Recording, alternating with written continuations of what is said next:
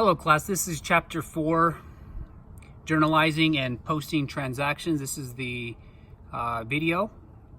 So a learning objective, describe the flow of data from source documents through the trial balance. So flow of data input, where we're analyzing transactions using source documents and chart of accounts. Then we go to enter business transaction in the general ledger or journalizing. Then we post the entries in the journal to the general journal posting.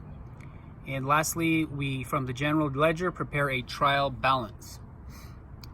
Objective 2, describe and explain the purpose of source documents. Source documents trigger the analysis of what happened, begin the process of entering transactions in the accounting system, serve as objective evidence of business transactions, and filed for possible future reference. Examples: check stubs or copies of checks, receipt stubs, copies of receipts, cash register tape, or memos of cash register totals, copies of sales tickets or sales invoices issued to customers or clients, purchase invoices received from suppliers. Objective 3, describe the chart of accounts as a means of classifying financial information.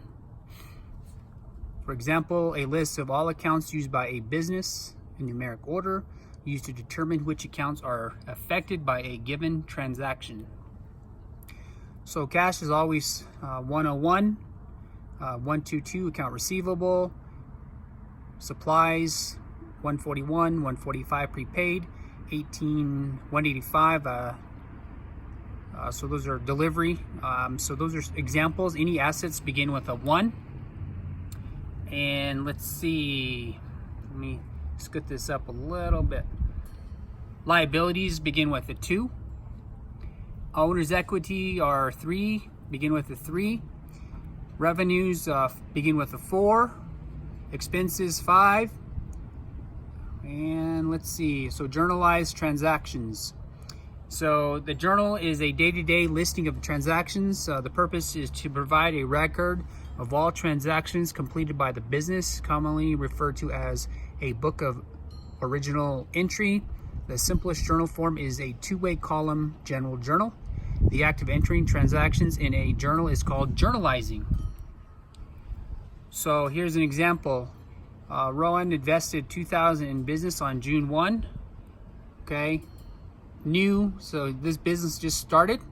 So we're going to, this is a double entry again. We're going to add cash into the cash account, which will be probably 101. Then on the capital side, we credit it for $200. Don't forget, they always have to balance. Assets has to equal liabilities plus owner's equity. So here's the general journal. So on June 2011 and the 1st. So we're going to enter that as cash, and we're going to debit 2,000. This is the double entry accounting. We're also going to credit our Maxon for capital for 2,000. And then you can put a little note under there, owner's original investment in business. And then let's see, skip a line. An entry, compound entry, an entry requiring more than one debit and or more than one credit. All debits come before any credits, so it always goes debit, credit. On June 25th, Rohan purchased a $1,500 scooter for $300 cash and $1,200 on account. So this was what this sold. So there's going to be two accounts. There's going to be a cash and delivery equipment, and then we're going to do an account payable as a liability. Okay, on June 20th, okay, this is the same thing. Each account increase or decrease. So those are things to think about, is what went up, what increase, what decrease, and which accounts were affected. So we're gonna delivery equipment for $1,500, and decrease cash is gonna decrease for $300 because we paid $300 cash, and our credit of $1,200 increase as well because that's on the opposite side of the equation. So again, delivery equipment $1,500. Notice right here, $1,500 has to equal $1,200 plus $300, so that's the balancing. So journalizing the transaction, here's what it will look like. Delivery of $1,500, that's the total. So account payable $1,200, and then cash for $300. Again, purchase scooter with down payment, balance on an account. So there's an explanation. Post the general ledger and prepare a trial balance.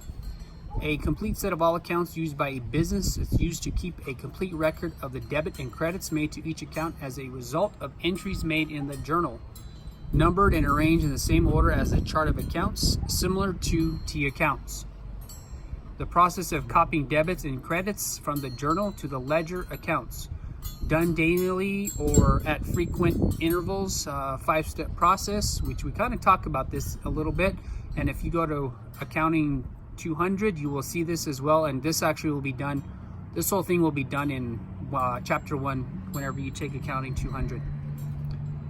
Okay, so this is the ledger. Again, cash account 101. Date, leave the item blank, used for special transactions only. So $200 is going to go to our debit. The balance will be $2,000. Step 4, enter the page number and the posting entry. So J1, that's where it's coming from. So journal for J for journal and 1 for page 1. Okay, step 5, enter the ledger account number in the general journal posting reference PR column. Okay, so use the trial balance is used to improve the quality of the debits and credits in the ledger accounts. Can be prepared daily, weekly, monthly, or whenever desired.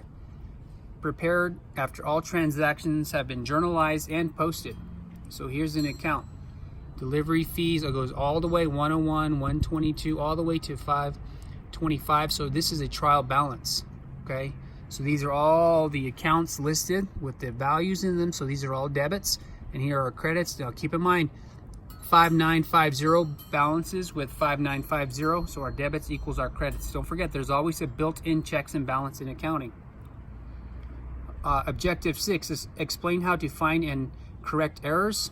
So this is part of this whole process. There's always a way for a self-check, a self-balancing of books. So that's the nice thing about accounting. So here it is. So cash, go through. Look, we're looking at our trial balance again.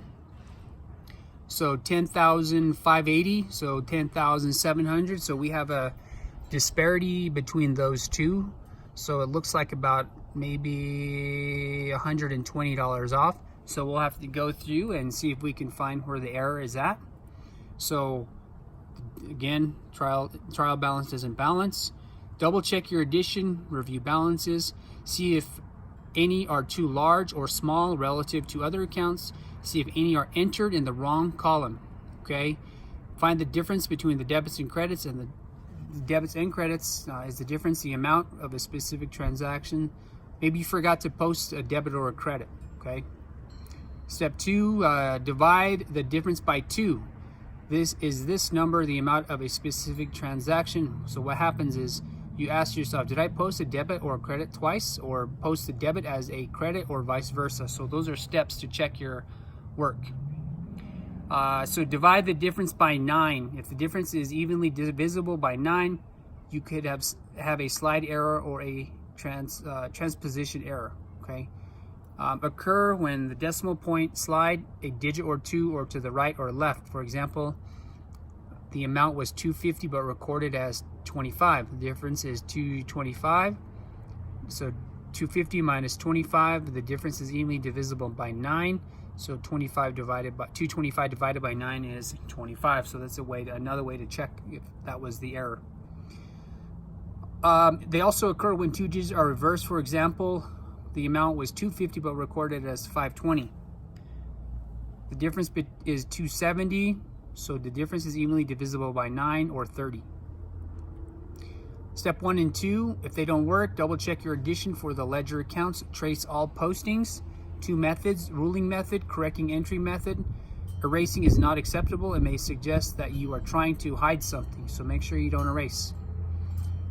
Used for 2 types of errors. This is the ruling method, when an incorrect journal entry has been made but not yet posted, when a proper entry has been made but posted to the wrong account or for the wrong amount. So example should be wage expense.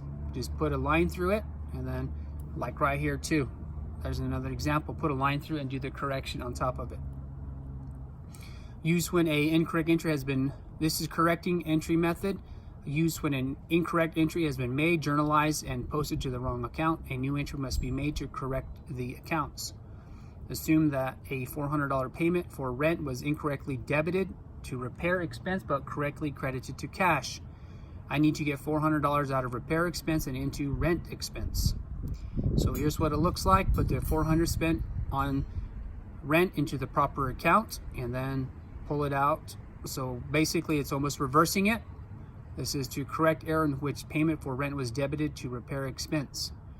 Correction, 400 debit, 400 debit. Okay. And then right here, 50-50, and then this equals, where was it at? Where does it equal at? Okay, so we started with this, we made the adjustment, then we corrected, and now it's 50. So then the transaction ended up being adjusted and now balances.